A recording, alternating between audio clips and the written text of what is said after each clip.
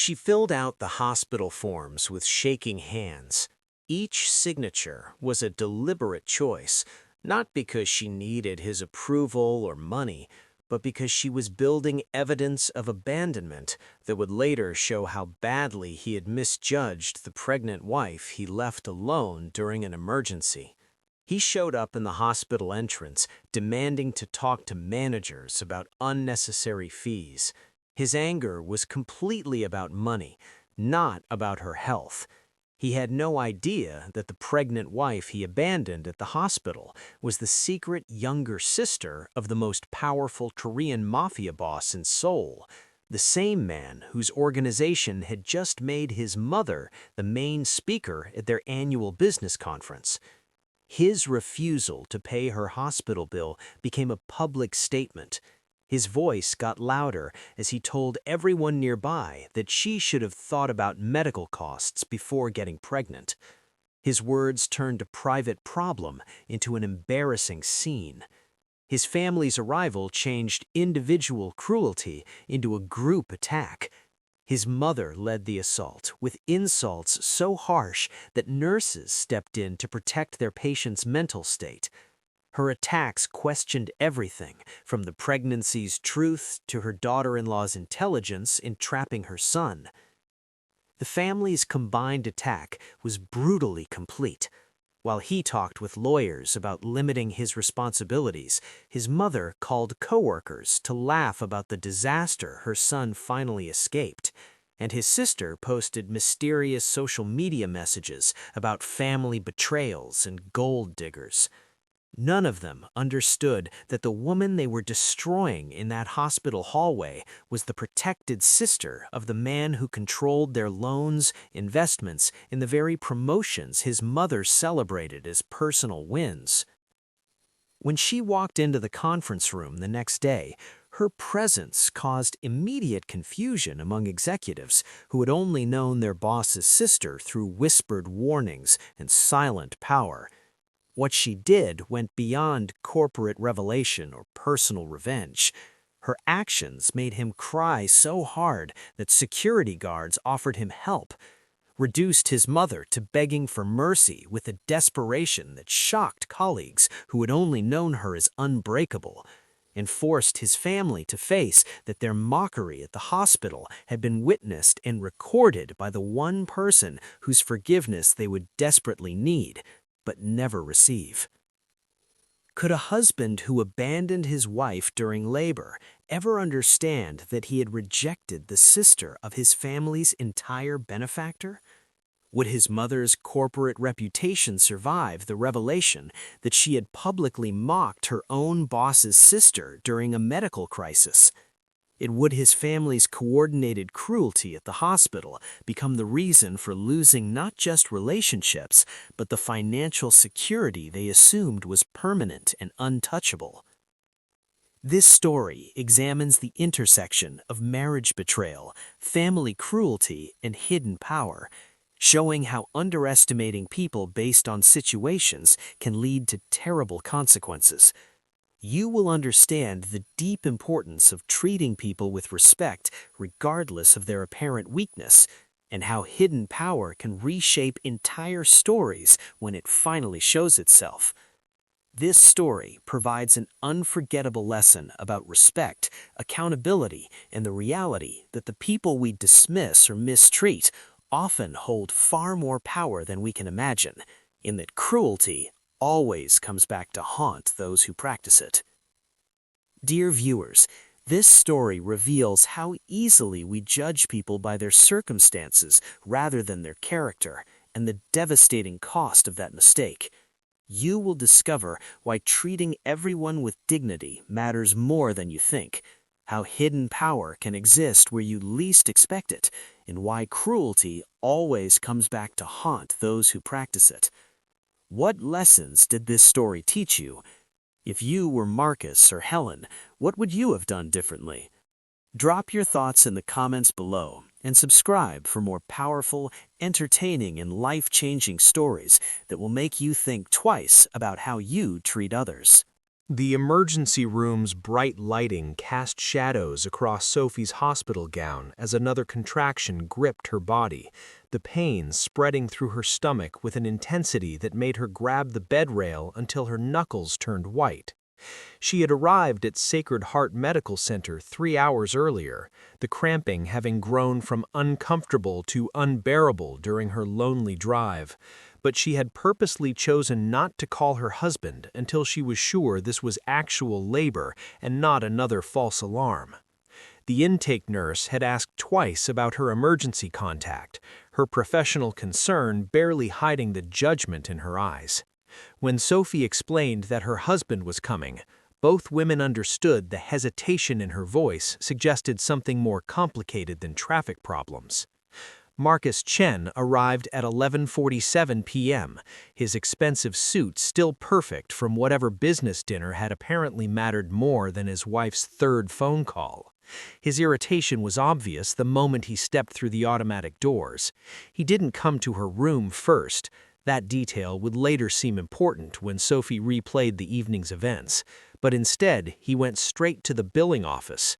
His voice echoed down the hallway as he demanded to speak with someone in charge of preventing financial abuse. Sophie heard pieces of his angry speech from her hospital bed: elective procedures, unnecessary treatments, and most painfully, "I need documentation of every charge because I'm not signing a blank check for someone else's decisions." The obstetrician, Dr. Jennifer Park, had entered Sophie's room during Marcus's lobby performance. Her expression was carefully neutral, in that way medical professionals develop when witnessing family problems they cannot ethically address. "Your contractions are 7 minutes apart, and your cervix is dilated to 4 centimeters, she explained, her clipboard containing details about Sophie's high-risk pregnancy that Marcus had stopped attending appointments to learn about. "We need to monitor you closely given your gestational diabetes and the baby's position, but I need consent for the epidural and authorization for the attending specialist given that you're only 37 weeks. Marcus had appeared in the doorway during Dr. Park's explanation, his phone still in his hand, his attention split between the medical information and whatever text conversation he was having. "How much is all this going to cost?" he asked. Not, "How is Sophie doing?" or "Is the baby okay?" but a question so businesslike that Dr. Park had actually paused mid-sentence, recalculating her understanding of the family situation she had walked into. When the doctor explained the estimated costs, figures that seemed huge but were standard for complicated deliveries, Marcus's response was quick and cruel.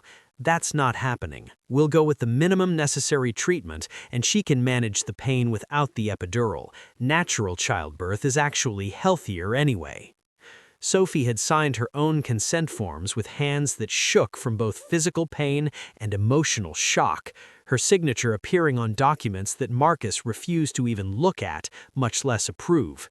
The nurse who had witnessed the interaction, a veteran labor and delivery professional named Rachel who had seen every variation of family crisis, had quietly placed a box of tissues at Sophie's bedside table and made eye contact that communicated both support and professional limitation. "You don't need anyone's permission to advocate for your own medical care," Rachel had said softly, her words carrying a weight that suggested she understood far more than the surface situation revealed. But Marcus's financial cruelty was merely the opening act of the evening's humiliation. At 1:23 a.m., while Sophie labored through contractions that now came every 4 minutes, Marcus's mother, Helen Chen, arrived with the force of a woman who had received urgent news about a family emergency. She swept into the hospital in a designer suit, despite the late hour, her expensive handbag matching with shoes that clicked firmly against the floor, every element of her appearance broadcasting the corporate power she held as Vice President of International Operations at Park Industries Korea, the same company where she had just been selected as keynote speaker for their annual leadership summit. Helen's assessment of the situation was immediate and harsh. "This is exactly the kind of manipulative behavior I warned you about," she announced to Marcus, her voice loud enough to carry into nearby rooms where other laboring mothers and their families couldn't help but overhear. Suddenly, there's a complicated delivery requiring expensive treatments. This is financial entrapment, and I didn't raise you to be anyone's ATM. She turned to Sophie with an expression that mixed disgust with what she probably believed was tough love. If you cannot afford the consequences of your reproductive choices, perhaps you should have considered that before trying to secure your position in this family through pregnancy. The nurse, Rachel, had actually stepped between Helen and Sophie's bed at that point, her professional manner hardening into something protective and legally precise. "Ma'am, I need you to lower your voice. This is a medical facility, and your behavior is creating a stressful environment that is harmful for our patient's condition." But Helen Chen was not a woman used to being corrected by people she saw as service staff, and her response escalated the confrontation into territory that would later become crucial evidence. "I know my rights, and I know manipulation when I see it. This girl has been nothing but a financial drain since my son made the mistake of marrying her, and now she's trying to use a baby to lock in her meal ticket." Sophie had endured the verbal assault in silence, each word landing like a physical hit, but her hands never stopped moving. She was recording everything. Timestamps written in the margins of her intake paperwork, names of witnesses noted on the back of medical instruction sheets, and most importantly, her phone's voice recorder capturing every word of Helen Chen's angry speech. She wasn't recording out of spite or revenge fantasy, but with the calm precision of someone who understood exactly how power worked and how completely these people had misunderstood who held it. By 3:30 a.m., Marcus's sister, Michelle, had joined the hospital gathering, not to offer support, but to live stream mysterious messages on her social media about family drama and people who trap men with pregnancies they can't afford. The Chen family had transformed Sophie's medical crisis into their own personal theater of cruelty, performing their contempt with an audience of hospital staff, other patients' families, and Michelle's 10,000 followers who watched her stories with rapt attention. None of them noticed that Sophie had stopped responding to their provocations, her focus entirely on the contractions, the medical team, and the detailed record she was creating of this night. What none of the Chen family could have known, what they never thought to question despite the inconsistencies they had overlooked for 2 years, was that the woman they were publicly humiliating was protected not just by her own strength, but by the most powerful criminal organization in Seoul.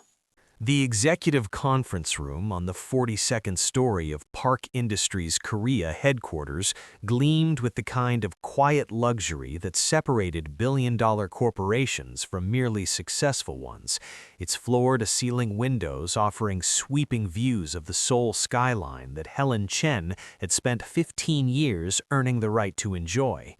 The quarterly leadership meeting had been scheduled at 9 a.m., but an emergency notice had been sent at 6:47 a.m., a message from the chairman's office that read simply, "Mandatory attendance, no exceptions. The chairman will be joining in person for the first time." Helen Chen arrived at 8:30 a.m., her confidence bulletproof after the previous night's hospital confrontation, telling her fellow executives an edited version of events that painted her as a protective mother, saving her son from financial ruin. "You should have seen her," Helen laughed to the chief financial officer and the VP of Human Resources, her voice carrying the casual cruelty of someone who had never faced consequences for such behavior. "Sitting in that hospital bed like she was entitled to a luxury birthing experience on my son's money. I told Marcus he needs to document everything for the divorce attorney, because this kind of manipulation is exactly what prenuptial agreements are designed to prevent." The other executives offered uncomfortable laughs and murmured agreements, not because they necessarily agreed with Helen's viciousness, but because Helen Chen was not a woman whose displeasure anyone invited voluntarily. She had built her reputation on ruthless efficiency and her ability to handle difficult personnel situations, which was corporate language for her willingness to destroy careers when she sensed disloyalty or incompetence. Her upcoming keynote speech at the leadership conference was meant to celebrate her decisive leadership style, though the HR department had received 17 complaints about her management approach in the past 3 years alone, complaints that somehow never reached the chairman's attention. At 8:59 a.m., the boardroom began filling with Park Industries Korea's entire executive leadership team, 23 vice presidents, 7 senior officers, and the company's general counsel, who always attended meetings where the chairman might make rare appearances. They had been told that the chairman would be addressing organizational restructuring and accountability measures, language vague enough to make everyone nervous, but specific enough to ensure complete attendance. Helen had secured her usual seat near the head of the table, her leather portfolio open to notes for the quarterly performance review she had prepared, completely unconcerned about whatever restructuring might be announced. Her numbers were excellent, her department ran efficiently, and she had just successfully navigated a family crisis that proved her ability to handle pressure. The boardroom doors opened at exactly 9 a.m., but instead of the powerful male chairman that many executives had imagined, a young woman entered. She was visibly pregnant, moving with the careful steps of someone in physical discomfort, wearing a tailored maternity dress that was elegant, but noticeably less expensive than the designer suits surrounding her. Several executives glanced at her with confusion, assuming she was perhaps an assistant who had been sent to announce another delay. But the company's general counsel, Robert Kim, stood up immediately, his expression mixing shock with something that looked like satisfaction. "Ladies and gentlemen," Robert announced, his voice cutting through the confused murmuring, "I'd like to introduce the younger sister of our chairman and the protected family member of Park Industries Korea, Sophie Park." The silence that followed was absolute and devastating. 23 vice presidents, 7 senior officers experienced simultaneous mental recalculation as they processed the impossible information. The mysterious protected sister, who was rumored to control decisions through her brother, the most powerful Korean mafia boss in Seoul, was not the invisible figure they had imagined, but a 28-year-old woman who looked like she had just come from the hospital. Helen Chen's face drained of all color, her confident posture collapsing as her brain struggled to reconcile the manipulative gold digger from last night's hospital with the woman whose brother controlled her career, her salary, her mortgage approval, and her upcoming keynote speech invitation. Sophie moved to the head of the conference table with quiet authority, her physical discomfort evident, but her presence commanding in ways that had nothing to do with volume or aggression. She placed a tablet on the table, not the leather portfolio of someone performing executive theater, but the actual device from which she had monitored her brother's organization while her husband and his family assumed she was unemployed. "I apologize for the dramatic revelation, but recent events have made it necessary to address some fundamental issues about respect, accountability, and the culture we're building at this organization." Robert Kim activated the boardroom's presentation screen, and footage began playing, audio recordings and time-stamped videos from the previous night's hospital incident, complete with transcripts that appeared alongside the recordings. Helen Chen's voice filled the boardroom. "This girl has been nothing but a financial drain since my son made the mistake of marrying her, and now she's trying to use a baby to lock in her meal ticket." The words that had seemed powerful in a hospital corridor at 2 a.m. sounded monstrous when played back in the corporate setting where Helen had built her reputation on professional excellence. But Sophie didn't stop with the hospital recordings. The presentation continued with documented evidence of Helen's management style, the 17 HR complaints that had mysteriously never reached the chairman, emails in which Helen had mocked subordinates' emotional weaknesses, and most damning, communications showing that Helen had blocked 3 separate diversity initiatives because they would have lowered standards in her department. Every executive in the room watched their colleagues' true character emerge from behind the mask of professional competence, and several looked physically sick as they realized they had laughed along with her cruel stories about her daughter-in-law less than 30 minutes earlier.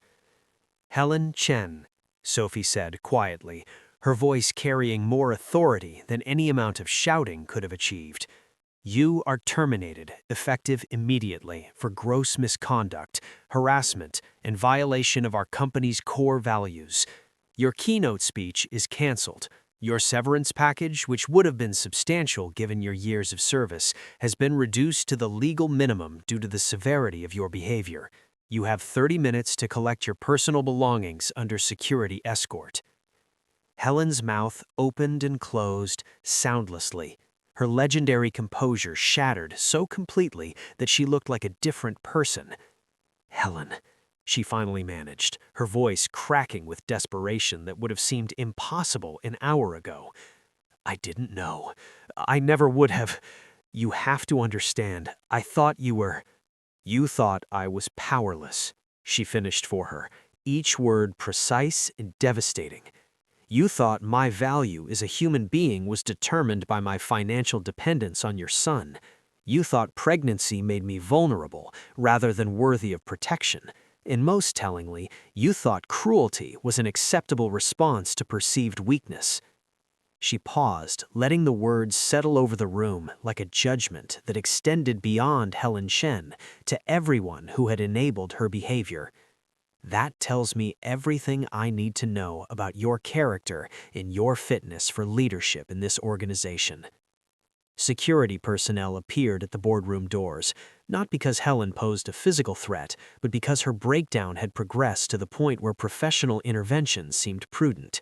She was escorting herself toward the exit, her designer handbag clutched against her chest like a shield, when she turned back with one final desperate plea.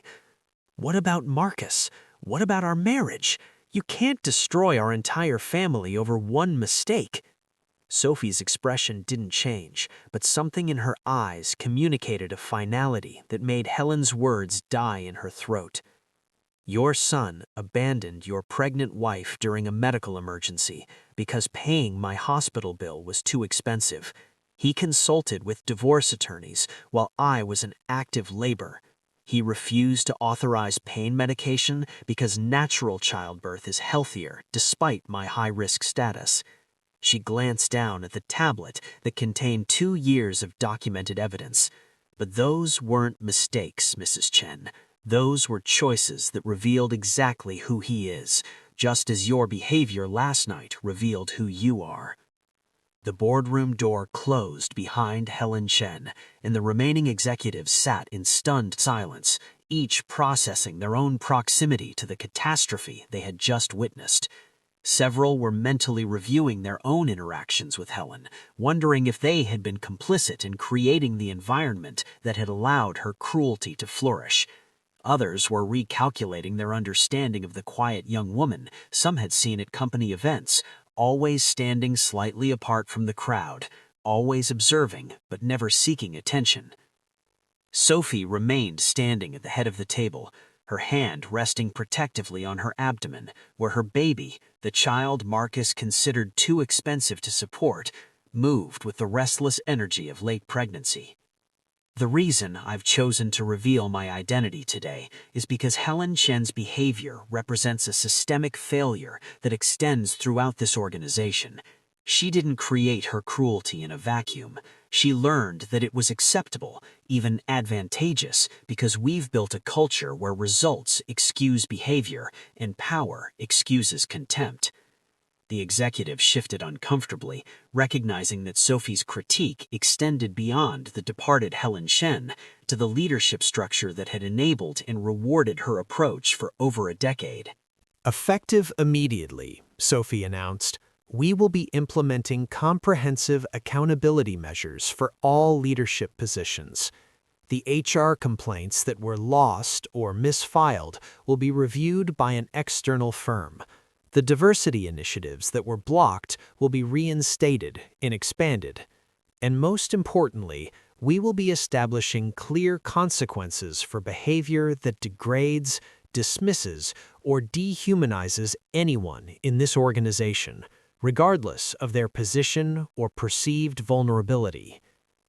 Robert Kim was distributing folders to each executive, documents that outlined the new accountability framework with the kind of legal precision that suggested months of preparation rather than overnight reaction.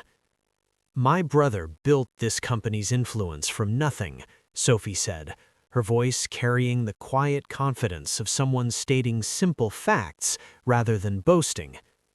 He did it while I pretended to be an ordinary person, because we wanted to see who people truly were when they thought we had no power to affect their lives. Some of you treated me with basic human decency at company events. Others ignored me or made assumptions about my intelligence and worth.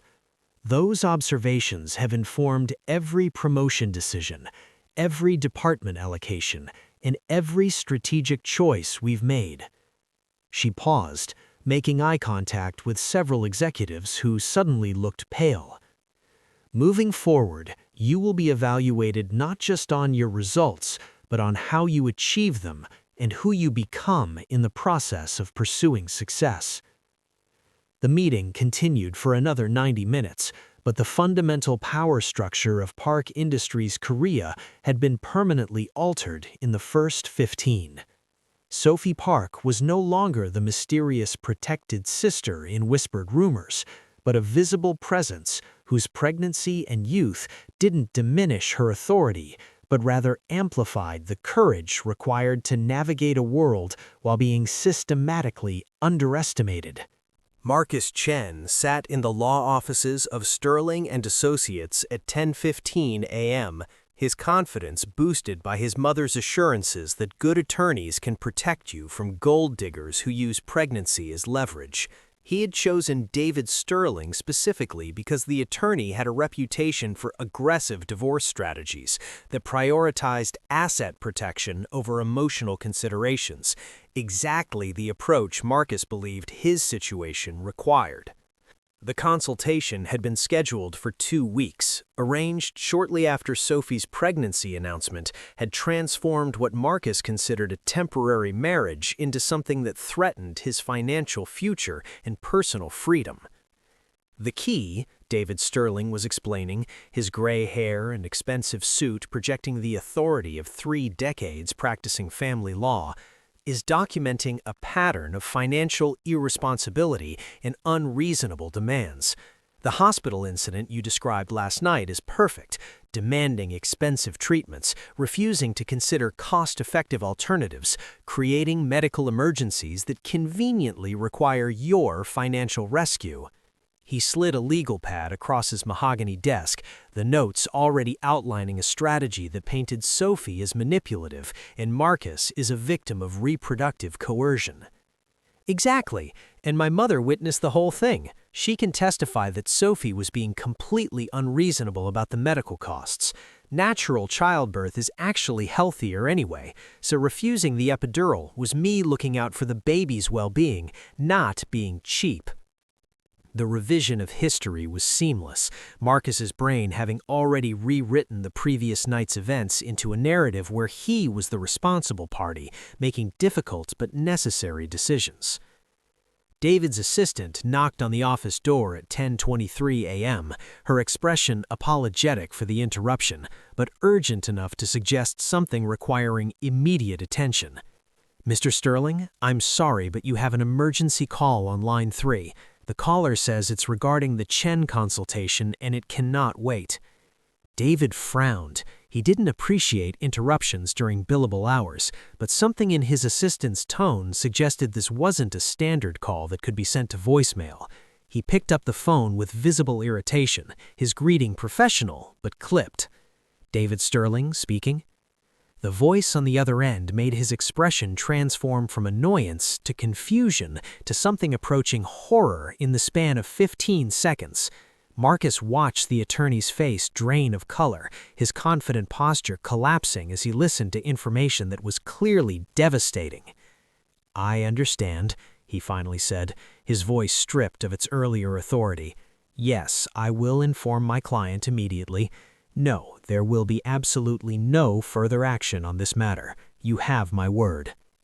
David placed the phone down with the careful precision of someone trying to maintain composure while their professional world crumbled, and he looked at Marcus with an expression that mixed pity with barely concealed anger at having been made complicit in something catastrophic. "Mr. Chen," he began, each word measured and careful, I need to inform you that I cannot represent you in divorce proceedings against Sophie Park. In fact, no reputable attorney in this city will be able to represent you, and I strongly advise you to retain legal counsel immediately, not for divorce, but for the consequences you're about to face." Marcus's confusion was genuine and complete. "What are you talking about? Who was that on the phone? Sophie doesn't even have an attorney. She can't afford one, which is exactly why I need protection." But the words died as David activated his computer screen and turned it to face Marcus, displaying the Park Industries Korea website with its corporate leadership page that Marcus had never thought to examine during his 2-year marriage. The photograph showed a powerful man in his 40s, identified as Chairman James Park, founder and CEO. The bio beneath detailed his control of one of Seoul's most influential organizations, his connections throughout Korean business and politics, and single line that made Marcus's blood run cold. Chairman Park is known for his fierce protection of his younger sister, Sophie Park. Marcus's brain struggled to process the information, each fact colliding with his constructed reality, where Sophie was the helpless party and he was the one with power. "That phone call," David continued, his professional detachment barely masking his fury at having been used in what could have become a career-ending ethical violation, was from Park Industries' general counsel, informing me that your wife, the younger sister of Seoul's most powerful organized crime boss, has comprehensive documentation of your behavior, including last night's hospital abandonment. They wanted to ensure I understood the legal and professional consequences of proceeding with a divorce strategy based on fictitious claims of her financial manipulation." The attorney opened a folder that his assistant had apparently delivered during the phone call, documents that Marcus recognized with growing horror as his own financial records, mortgage applications, car loans, credit card accounts, investment portfolios, every single one approved or facilitated by Park Industries' Financial Services Division. "Your mother's position at Park Industries," David continued, his tone suggesting he was delivering information Marcus should have discovered through basic research, "your sister's marketing contract with their subsidiary, your father's retirement investment portfolio, managed by their wealth management division, your own business loan that allowed you to open that consulting firm last year." He paused, letting each revelation land like a physical blow. "All of it flows from your wife's brother's organization. You didn't build your life despite her, you built it entirely because of her family's influence." Marcus's hands were shaking as he scrolled through the corporate documentation, finding his own name attached to transactions he had celebrated as personal achievements, the business loan he had secured through excellent networking, the mortgage approval that came through because of my strong credit, the investment opportunities his father had bragged about discovering through superior market research. Every advantage the Chen family had celebrated as proof of their superiority had originated from the family of the woman they had spent 2 years dismissing as beneath them. "The hospital bill you refused to pay," David's voice had shifted from angry to something approaching a clinical assessment of catastrophic failure, approximately $8,000 for a complicated delivery. "Your wife's brother controls assets conservatively estimated in the billions. You abandoned the mother of your child, a woman whose family could have bought the entire hospital over a bill that represents 0.003% of their influence, because you assumed her vulnerability made her worthless." The office suddenly felt suffocating, the leather chairs and mahogany furniture transforming from symbols of power into witnesses to Marcus's complete misjudgment of reality. His phone began buzzing with incoming calls and texts, the volume suggesting something significant had happened in the world beyond this office. He glanced at the screen to see messages from his mother, his sister, former colleagues, and business associates. The preview texts visible enough to communicate catastrophe. What did you do, and did you know who she was? and "Your mother just got fired," and "The company is saying you abandoned the chairman's sister." David stood, signaling the consultation's termination with body language that communicated both professional obligation and personal disgust. "Mr. Chen, I'm going to give you advice that I rarely offer because it typically falls on deaf ears. You need to understand that you didn't just destroy your marriage or make a mistake in judgment.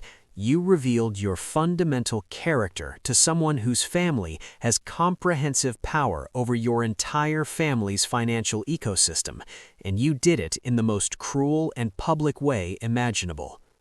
He walked to his office door, opening it in clear invitation for Marcus to leave. The question isn't whether you can win a divorce settlement. The question is whether you can convince your wife's family not to dismantle everything your family has built on the foundation of their generosity that you mistook for weakness. Marcus walked through the law office lobby in a daze, other clients and attorneys glancing at him with expressions suggesting they had already heard rumors about the Chen consultation disaster. His phone continued its relentless buzzing, a call from his mother that he couldn't bring himself to answer, knowing that her legendary confidence had just been shattered in a boardroom 42 floors above the city. He stepped onto the street, where morning traffic continued its indifferent flow, the world operating normally while his entire understanding of his place in it collapsed. A text message appeared from an unknown number, the content brief and devastating. "Marcus, this is Robert Kim, General Counsel for Park Industries Korea. Sophie has requested that I inform you she will be staying at the corporate residence for the foreseeable future.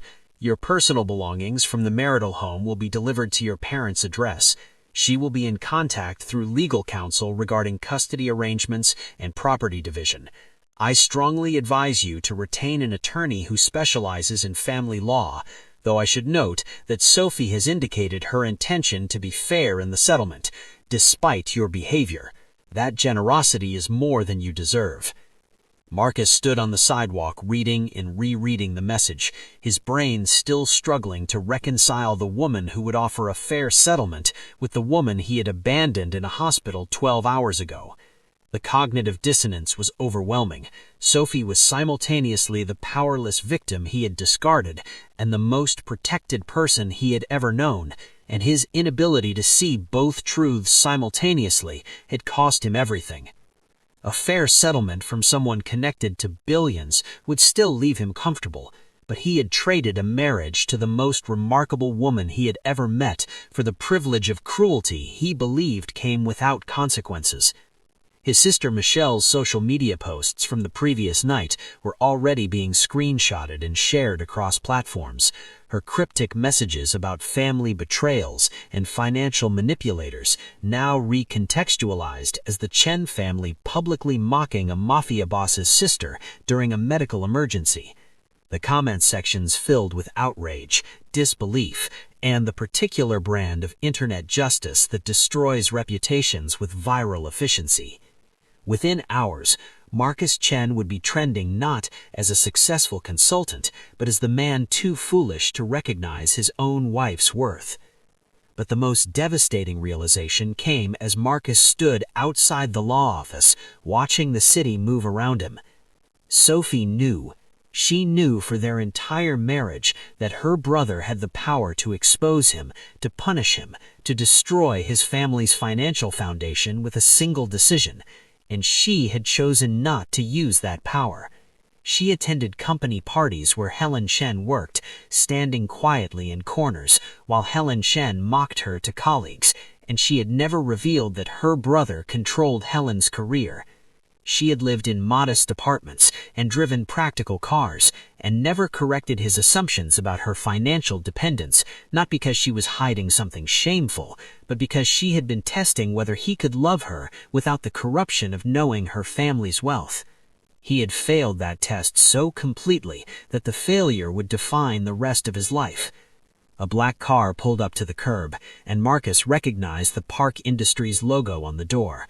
The driver emerged with a manila envelope, his expression professionally neutral as he handed it to Marcus without comment before returning to the vehicle and driving away.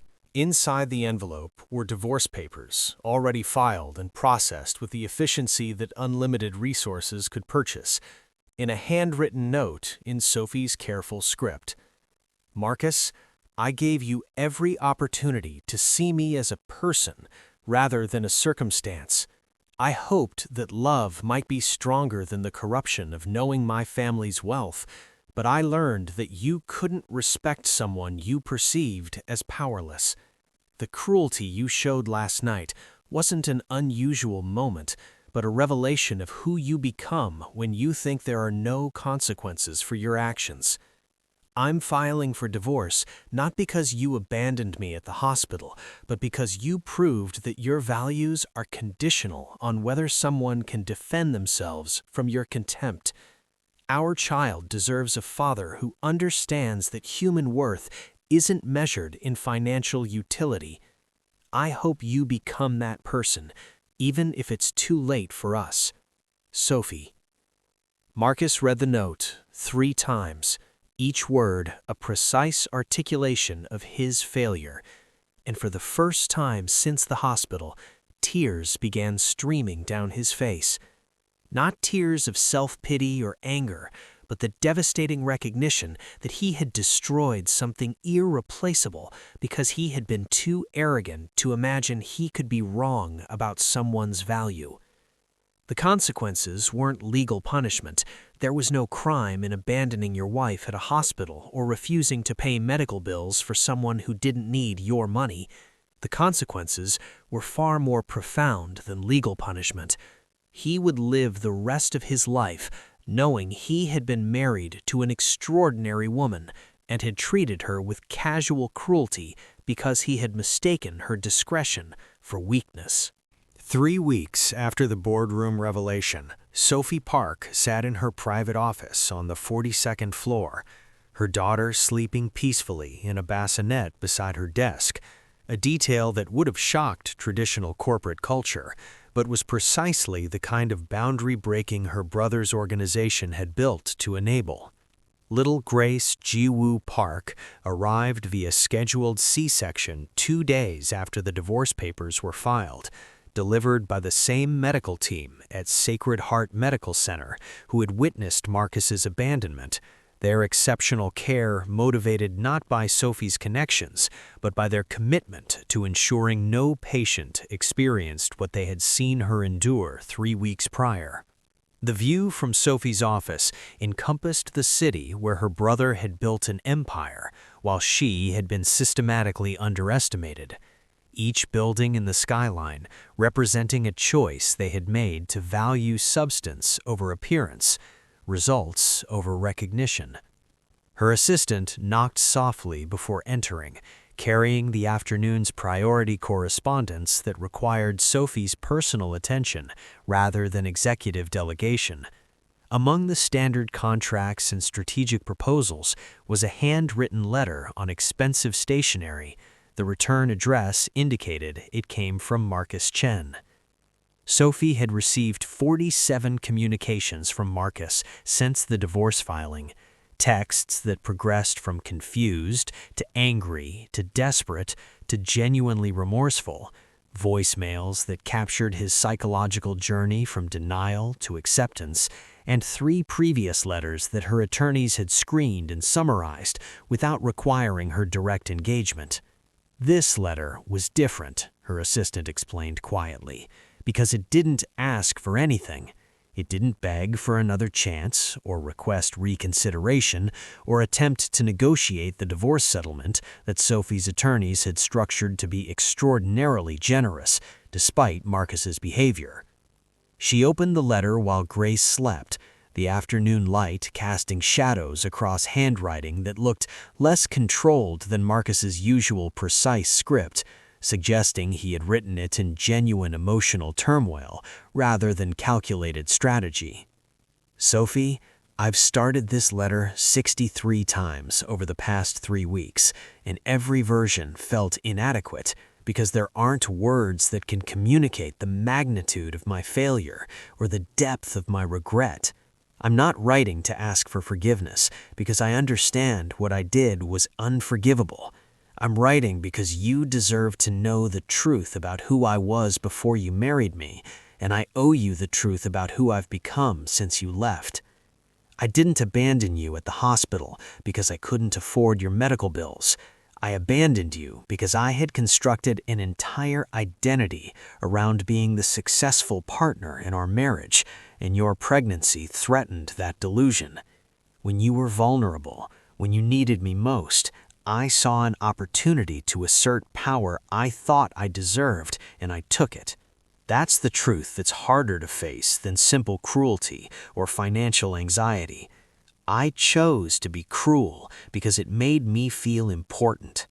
My mother called me yesterday from the apartment she's renting with the severance package your brother's company provided, the legal minimum that's still more generous than most people receive for decades of service. She wanted to plan how we could fight back against what you did to our family. I told her the truth I should have told her 2 years ago. We didn't lose anything that was actually ours.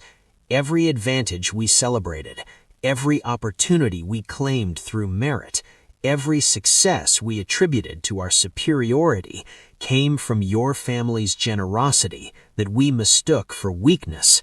We weren't victims of your revelation. We were beneficiaries of your patience, and we responded to your kindness with contempt. I've been seeing a therapist, not the kind who helps you win custody battles, but the kind who forces you to confront why you became someone capable of abandoning their pregnant wife. We've talked about how I learned to measure people's worth by their utility to me, how I confused financial dependence with personal weakness, how I developed a worldview where vulnerability was contemptible rather than human. Those conversations have been more painful than losing you because they've shown me that I didn't just fail in one moment. I built an entire personality around values that are fundamentally broken. Grace is 3 weeks old now, and I've seen exactly 3 photographs that your attorney sent to establish that I'm being kept informed of her well-being. She has your eyes in my mother's chin in an expression of serious concentration that makes her look like she's already planning something important.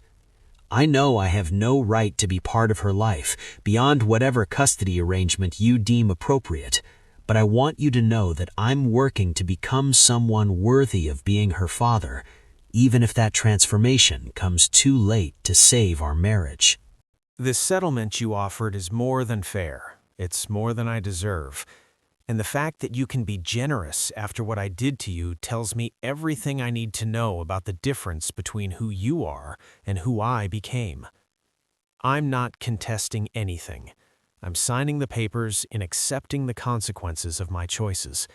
Not because I've given up, but because I finally understand that love isn't about what I can take from someone, but what I can become for them. I don't expect you to read this. I don't expect it to change anything between us. I'm writing because you spent 2 years being invisible in our marriage, and I want you to know that I finally see you, not your family's wealth or power or influence, but the woman who gave me every opportunity to be better than I was, and who documented my failure not out of vindictiveness, but out of a realistic assessment that I would never voluntarily accept responsibility for my cruelty. I hope Grace grows up to have your integrity, your patience, and your ability to see through people's performances to their actual character.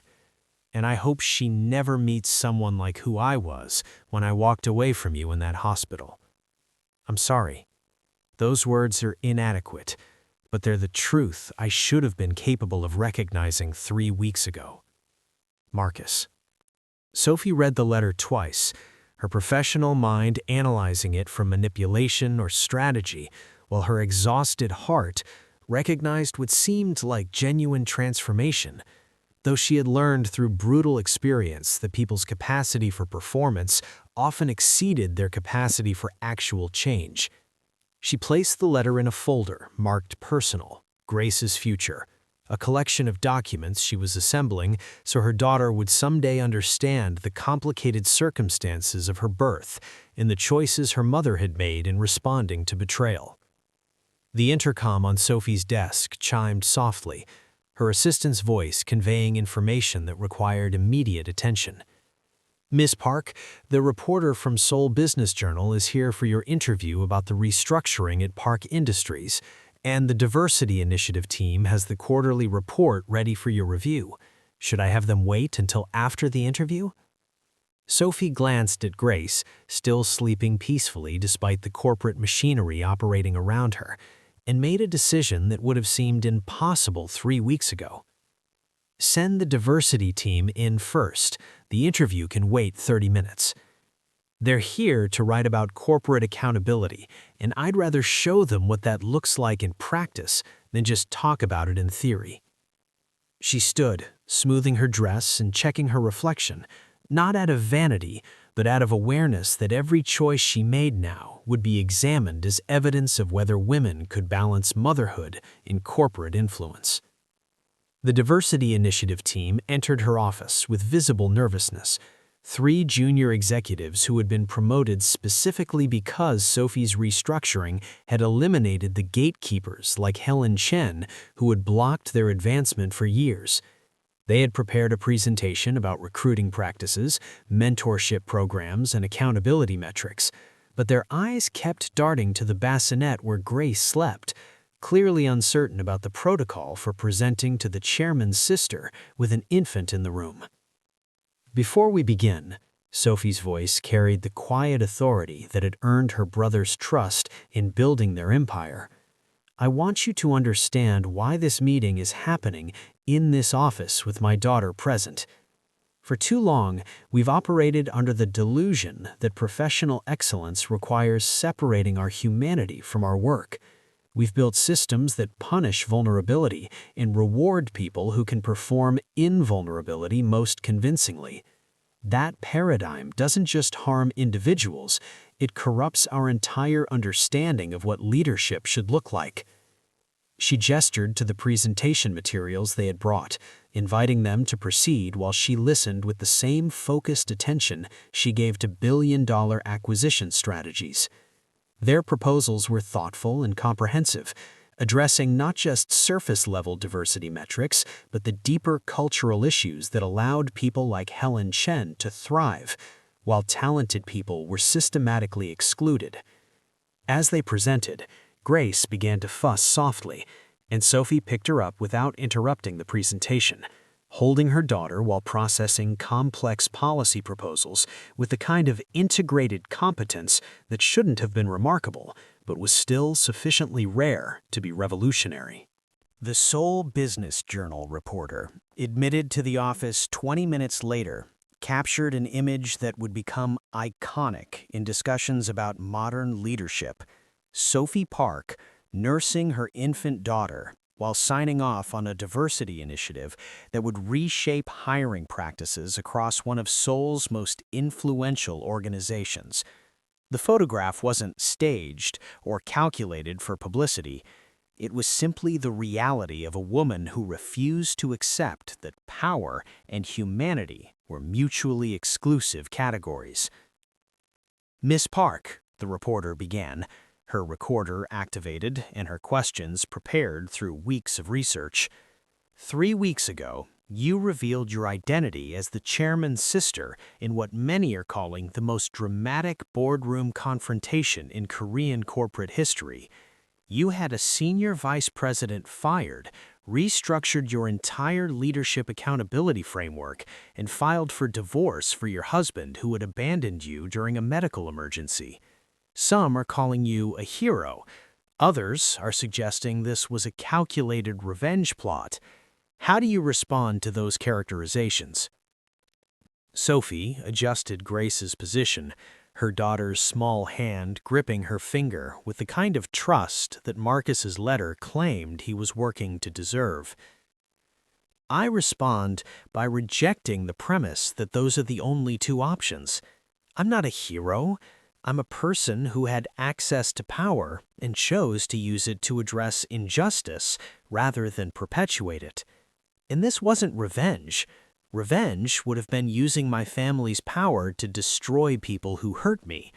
What I did was create accountability for behavior that should never have been acceptable in the first place." The reporter scribbled notes, her follow-up question already forming. "But surely there's a personal element to this. Your former mother-in-law mocked you publicly, your husband abandoned you at a hospital, and within days you had her fired and filed for divorce. That timing suggests emotional motivation rather than pure policy implementation." Sophie smiled slightly, recognizing the attempt to reduce her choices to emotional reaction rather than strategic decision-making. "Here's what I want people to understand. Helen Chen wasn't fired because she was cruel to me personally. She was fired because her cruelty to me revealed a pattern of behavior that had been harming this organization for over a decade. Those 17 HR complaints that never reached my brother's attention, those diversity initiatives that were mysteriously blocked, those talented employees who left because they couldn't survive in her department, all of that predated her hospital behavior. I just hadn't connected the dots because I was operating through observation rather than direct involvement." She paused, letting Grace settle into sleep against her shoulder, the weight of her daughter grounding the conversation in stakes beyond corporate policy and personal vindication. "The personal element isn't that I had someone fired who hurt me. The personal element is that being underestimated gave me perspective I wouldn't have had if everyone had known my family's identity from the beginning. I saw how people treat those they perceive as powerless, and that observation informed every restructuring decision I've made." The interview continued for 90 minutes, ranging from questions about Park Industries' diversity initiatives to Sophie's plans for parental leave policies, to her perspective on whether women leaders face different scrutiny than their male counterparts. Through it all, Grace slept or nursed or made the small noises of infancy, her presence transforming what could have been a standard corporate profile into something more nuanced, an examination of what leadership looked like when it refused to pretend that power required performing in vulnerability. As the interviewer prepared to leave, she asked one final question that cut to the heart of the narrative that had captivated public attention. "Your ex-husband's letter has been reported in several outlets. Apparently, someone from the law office leaked details about his remorse and his therapy and his acceptance of the divorce settlement. Do you believe people can change? Do you think his transformation is genuine?" Sophie walked to the window, looking out over the city where Marcus was presumably rebuilding his understanding of himself and his values. "I believe people can change," she said carefully, each word chosen with the precision of someone who understood how her answer would be quoted and analyzed. "I also believe that change is most meaningful when it happens because someone recognizes their behavior was wrong, not because they got caught or lost something valuable. Marcus is devastated, but I don't know yet whether he's devastated because he hurt me or because he lost access to what my family could provide him. That distinction matters." She turned back to the reporter, Grace still sleeping against her shoulder, the visual embodiment of stakes that extended beyond corporate restructuring or personal vindication. "People ask me if I regret hiding my identity for 2 years, if I regret marrying someone who didn't know who I really was. But here's what they don't understand. Marcus knew exactly who I was. He knew I was intelligent, capable, observant, and caring. What he didn't know was that I had family connections and protected status. The fact that knowing those 2 additional facts would have completely changed how he treated me tells you everything you need to know about his values and nothing you need to know about mine. I didn't hide my true self. I just removed the variables that corrupt people's ability to see clearly." 6 months after the boardroom revelation, Sophie established the Chen Foundation, a name that made her attorneys wince, but that Sophie insisted was necessary. The foundation focused on supporting pregnant women experiencing financial abuse, providing legal resources, medical advocacy, and economic support for people escaping relationships where their vulnerability was weaponized. The Foundation's first major grant went to Sacred Heart Medical Center, funding a program that trained medical staff to recognize signs of financial abuse during pregnancy and connect patients with resources before crisis escalated to abandonment. Marcus attended the Foundation's launch event, sitting in the back row where he could witness the transformation of his cruelty into systematic support for others. His presence neither welcomed nor rejected, but simply acknowledged as part of the complicated truth about how harm could eventually catalyze healing. He had been seeing Grace every other weekend under a custody arrangement Sophie had structured to prioritize their daughter's well-being over Marcus's punishment, and the supervised visits had shown him a child who would grow up knowing her worth wasn't conditional on anyone's perception of her utility. The Chen Foundation's mission statement, written by Sophie and displayed prominently at the launch event, captured the lesson she had learned through her hospital abandonment and boardroom revelation. Human worth is not determined by financial independence, social power, or the ability to defend oneself from cruelty. Every person deserves dignity, respect, and support, especially in moments of vulnerability. This foundation exists because one woman had the resources to protect herself from abandonment, and we believe everyone deserves that protection regardless of their wealth. We transform stories of individual harm into systematic change because the appropriate response to injustice isn't just personal recovery, it's ensuring that others don't face the same cruelty we survived. As Sophie stood at the podium with Grace, now 6 months old, balanced on her hip, she looked out over an audience that included former employees who had left Park Industries under Helen Chen's leadership, medical professionals who had witnessed the hospital incident, and reporters who had followed the story from boardroom revelation to foundation launch. I want to thank my former husband for teaching me the most valuable lesson I've learned in helping build my brother's organization, she said, her voice carrying both genuine gratitude and subtle irony. He showed me that the true measure of someone's character isn't how they treat people who can affect their success, but how they treat people they believe cannot defend themselves. That lesson has informed every hiring decision, every policy change, and every strategic choice I've made in restructuring this company. Marcus sat in the back row, tears streaming down his face, not the performative weeping of someone seeking sympathy, but the quiet devastation of someone confronting the permanent consequences of temporary choices. His therapy had helped him understand that Sophie wasn't obligated to forgive him, that Grace wasn't a vehicle for rebuilding his relationship with her mother, and that genuine change meant accepting that some damage couldn't be repaired, no matter how sincerely he regretted causing it. The Chen Foundation would go on to help thousands of people experiencing financial abuse during pregnancy, its resources preventing abandonments and providing alternatives for people trapped in relationships where their vulnerability was exploited.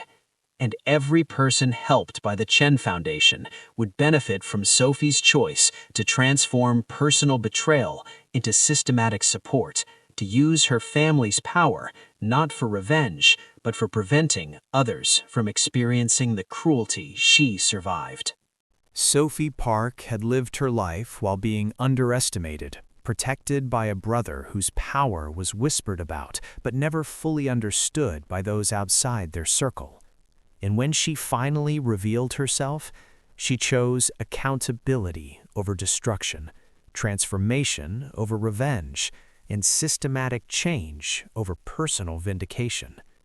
She proved that the most powerful response to cruelty wasn't matching it with equal cruelty, but creating a world where such behavior had consequences and where vulnerability was protected rather than exploited. Grace Ji-woo Park would grow up in that world, learning from her mother's example that true power lies not in dominating others, but in using whatever advantages you possess to ensure that everyone, regardless of their circumstances, is treated with the dignity that all humans deserve. The lesson was simple, but revolutionary. Treat people with respect, not because you know their power or their connections, but because recognizing their humanity is the only measure of your character that ultimately matters. And in the quiet moments when Sophie held her daughter and looked out over the city her brother had helped shape, she knew that the greatest victory wasn't in exposing Marcus's cruelty or Helen's corruption. It was in building something that would outlast her pain, a foundation that would protect the vulnerable, a company culture that valued humanity alongside results, and a daughter who would never doubt that her worth was inherent, not conditional on anyone else's perception. Marcus Chen would spend years becoming the father Grace deserved, attending therapy sessions and custody hearings, slowly rebuilding trust through consistent action rather than empty promises. Whether he would ever truly transform remained an open question, but Sophie had given him the space to try, not because she owed him anything, but because Grace deserved every opportunity to know a father who had learned from his failures. Helen Chen worked at a smaller company, her reputation tarnished but her skills still marketable, learning through necessity what she had never learned through success, that leadership built on cruelty was a house of cards, waiting for the right wind to bring it down. And Sophie continued her work, balancing motherhood with her role in her brother's organization, proving daily that power and compassion weren't opposing forces, but complementary strengths that when wielded together could change not just individual lives, but entire systems. The story of Sophie Park and Marcus Chen became a cautionary tale told in business schools and family counseling sessions, a reminder that the people we underestimate often possess strength we cannot imagine, and that the cruelty we inflict in moments of perceived power can echo through our lives in ways we never anticipated. But for those who knew the real story, who had witnessed Sophie's quiet dignity in the hospital, her strategic precision in the boardroom, and her generous spirit in establishing a foundation named after her ex-husband's family that had wronged her, it was something more than a cautionary tale. It was proof that justice doesn't always come from vengeance, that strength can wear the face of vulnerability, and that the most profound transformations happen when someone with power chooses mercy alongside accountability. Sophie had been invisible for 2 years, observing the world that thought she was powerless, and when she finally stepped into the light, she brought with her not just her family's influence, but a vision of what power should look like when wielded by someone who remembered what it felt like to be dismissed, underestimated, and abandoned. That memory would guide every decision she made, every policy she implemented, every life she touched through the foundation named after her ex-husband's name. A constant reminder that our worst moments can become the catalyst for our greatest contributions if only we choose transformation over destruction. And in that choice lay the true measure of Sophie Park's character and the legacy she would leave for her daughter. That power without compassion is tyranny, that wealth without generosity is emptiness, and that the only revenge worth taking is building a world where the cruelty you survived becomes impossible for others to endure.